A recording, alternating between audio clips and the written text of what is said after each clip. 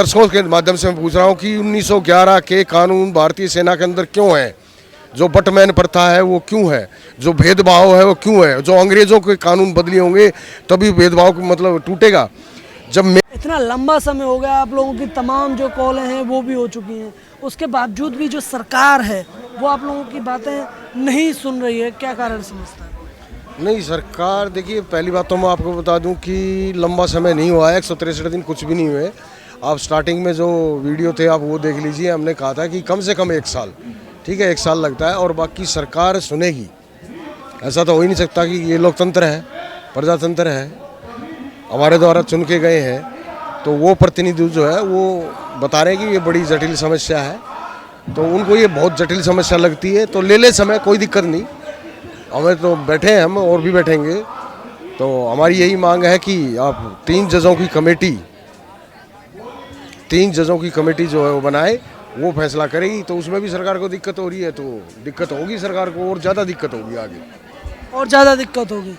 सरकार को क्या दिक्कत हो रही है? दिक्कत आप लोगों को हो रही है, आप लोग यहाँ पर बैठे हैं। नहीं, हमारे को कोई दिक्कत नहीं है। हम अपना हक लेने के लिए बैठे हैं और सच के रास्ते पे है। दिक्कत उससे होगी जो जिसकी चीज़ की जांच नहीं करवाएंगे। लोकतंत्र है, ये प्रजातंत्र है, और हम अपने जायज़ मांगों के लिए बैठे हैं। जो विसंगतियाँ आई हैं आप उनको दूर करिए।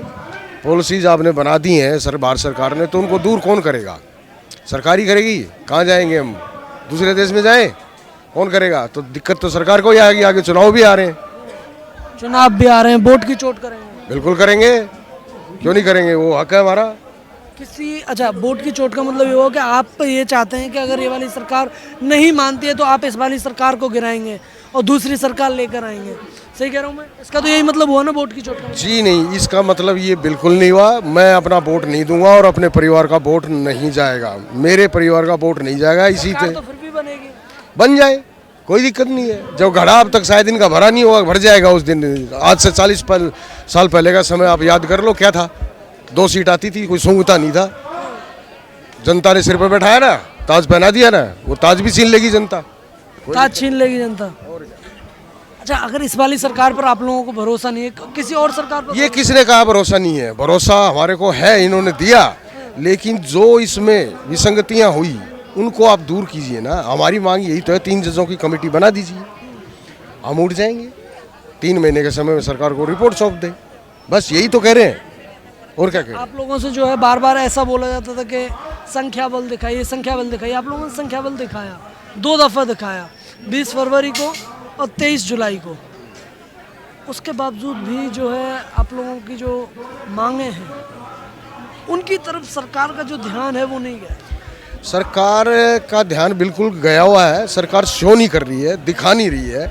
मैं आपको एक उदाहरण देके समझाता हूँ। हरियाणा के अंदर संक्रांत पे एक त्यौहार होता है, उसमें भाभी देवर को जगाती है, और वो देवर जो है नाटक करता है सोने का, ज़बरदस्ती चदर ओढ़ के, और फिर वो औरतें, भाभियाँ जितनी भी हैं ना, और जो औरतें होती हैं वो गाना गाती हुई आती हैं और कहती हैं, उसको जगाती हैं। अरे वो तो मतलब क्या, तुम्हारे को देख के चदर ओढ़ी है उसने देख के चदर ओढ़ी है, वो तो ऑलरेडी जगा हुआ है। तो सरकार भी ऐसा ही नाटक कर रही है सोने का। तो कबूतर अगर आंख बंद कर लेगा तो बिल्ली चली नहीं जाएगी। हम यहीं बैठे हैं, हम बैठे रहेंगे। ये 1 साल का समय दिया है हमने, हमें 163 दिन कुछ भी नहीं है। पहला वीडियो था, वो मत भेज दूंगा आपको, वो भी डाल देना। 1 साल का बताया था। एक स्टूडेंट को दूसरे क्लास में जाने के लिए 1 साल लगता है, तो 1 साल का हमने बोल के बैठे थे, और हम बैठे रहेंगे। सरकार को लगता है कि नहीं करना तो ना करें, वो अपना काम करेंगे, हम अपना काम कर रहे हैं, हम अपना कर्म कर रहे हैं। हर स्टूडेंट पास थोड़े ना होता है, कुछ फेल भी हो जाता है। मेहनत जिसने की वो पास होगा।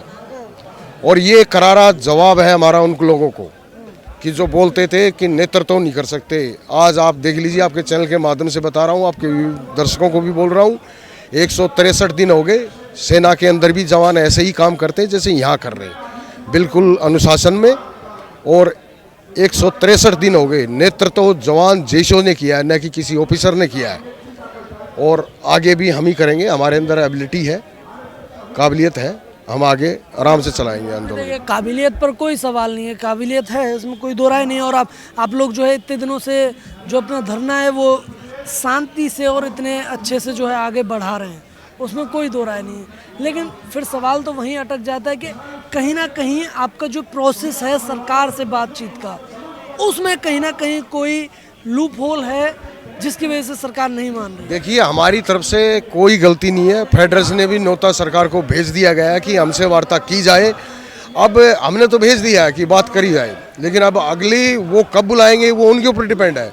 आप ये सरकार के माध्यम से पूछिए, सोशल मीडिया के माध्यम से सरकार से सवाल कीजिए कि हमने तो 163 दिन हो गए, आज कम से कम 2 महीने हो गए, उससे पहले ही फेडरेशन ने न्योता भेज दिया था। फेडरेशन ने न्योता दे दिया था कि वार्ता की जाए हमसे। तो अब वो सरकार के ऊपर डिपेंड है, सब कुछ सरकार के ऊपर डिपेंड है। तो देखो वो कब तक करती नहीं करती है, तो फिर उसका फिर अलग से एक रास्ता होगा। अलग क्या रास्ता है? जैसे जैसे समय, जैसे जैसे हालात होंगे वैसा वैसा होता जाएगा। पहले से मैं कोई महाभारत में जैसे संजय है वो तो हूँ नहीं कि देख के बता दूं कि आगे क्या होने वाला है। जैसे जैसे समय चलेगा और आगे जैसे हालात होंगे वैसा ही एक्शन का रिएक्शन होगा, एक्शन का रिएक्शन होगा। बस। अच्छा, आपने अभी बात करी कि एक त्योहार होता है जिसमें देवर संक्रांत को, का, हाँ, हरियाणा में। हाँ, हरियाणा में नहीं, वो हर जगह होता हर है। जगह होता है। तो आप अपने वो गाना बजाते हुए सरकार के पास चले जाइए। गाने हमने बजा दिए। सरकार, मैं बताता रहा हूँ, सरकार को सब कुछ पता है और सरकार को जमीन भी भीड़ी हो रही है अभी। सरकार करेगी, यही सरकार करेगी, लेकिन सरकार जितनी जल्दी कर देगी तो ठीक रहेगा, बाकी उनकी मर्जी। क्या परीक्षा लेनी है, 2-4 तो हमारे साथी शहीद हो गए, कईयों को चोट भी लग गई, और हो जाएंगे, कोई बात नहीं। कोरोना काल में देखो इस OROP का फायदा नहीं लिया। बहुत सारे, कम से कम सरकारी आंकड़ों में 4.5 लाख सैनिक जो है ना वो प्रभु चरणों में समर्पित हो गए, तो और हो जाएंगे। सरकार तो यही चाहती है फिर।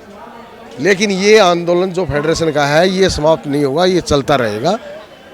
ठीक है, हम अपना जो है, जो भेदभाव है, जो संविधान में जो अधिकार आर्टिकल 14 है वो देता है समानता का अधिकार, तो आप भेदभाव नहीं कर सकते। 1911 के कानून सेना से आप निकालिए। आपने कहने को देश आज़ाद हो गया, लेकिन देश आज़ाद हो गया तो कानून तो अंग्रेज़ों के हैं, फिर आप कहाँ से आज़ादी लेके बैठे हो। उन्हीं की जो फूट डालो राजनीति वो आपने इस देश के सिटीजन के ऊपर लागू कर दी है। 1860 के, 1911 के कानून, देश को आज़ाद हुए 75 साल हुए, देश आज़ादी का 75वां महोत्सव बना रहा है, अमृत महोत्सव बना रहा है, कानून अंग्रेज़ों के थोप रखे हैं, तो कहाँ से तुम जस्टिस कर पाओगे पब्लिक के साथ में? उन कानूनों में तो गुलामी है, तो फिर कहाँ से तुम आज़ाद कह रहे हो, लोकतंत्र कह रहे हो, ये है वो है, कहाँ रह गया बताइए आप? पहले इनको ख़त्म कीजिए ना, अपने आप भेदभाव खत्म हो जाएगा।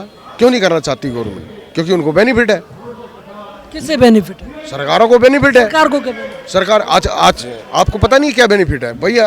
जो जिन्होंने हमारे को 200-250 साल गुलाम बना के रखा उन कानून से, तो अब भी तो वही गुलाम पड़ता है, वही कानून को लेके आप अगर चला रहे हो तो उनको आप हटाइए ना, आप आज़ाद हो गए हो तो। क्या है ये गुलामी प्रथा? क्यों आपको पता नहीं? आप पढ़े लिखे नहीं, आप जर्नलिस्ट हो, आपको पता नहीं है? मुझे नहीं पता, दर्शकों के लिए बता दीजिए। क्या बता दीजिए गुलामी प्रथा क्या है? भारतीय सेना के अंदर 1911 के कानून जो अंग्रेजों ने बनाए थे वो क्यों है? पूछता हूँ मैं, पब्लिक पूछे, आपके दर्शकों के माध्यम से मैं पूछ रहा हूँ कि 1911 के कानून भारतीय सेना के अंदर क्यों है? जो बटमैन प्रथा है वो क्यों है? जो भेदभाव है वो क्यों है? जो अंग्रेजों के कानून बदले होंगे तभी भेदभाव का मतलब टूटेगा। जब मेरे हाथ की कीमत 9,000 है, ऑफिसर के हाथ की कीमत 95,000 है, वो अंग्रेजों के कानून की वजह से है। क्यों किया भैया आपने?